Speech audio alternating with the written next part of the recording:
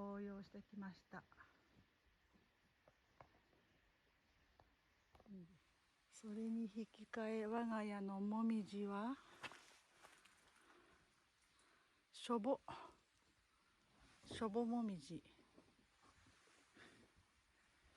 鹿に食べられしょぼもみじ。今日は作業の日なのでリムがいない。この芝を買っていろいろ作業をします。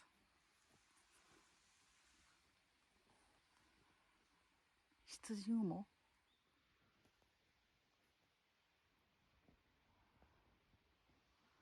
すごい気持ち悪いくらいな羊雲。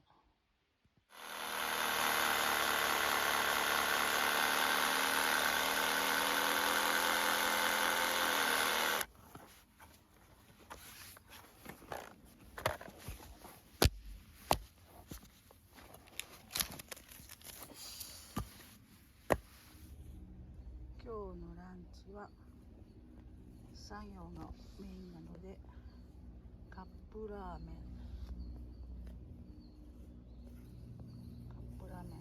うちで採れたネギ、自家製チャーシュー、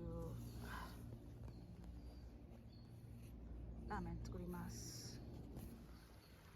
お湯沸かしてます。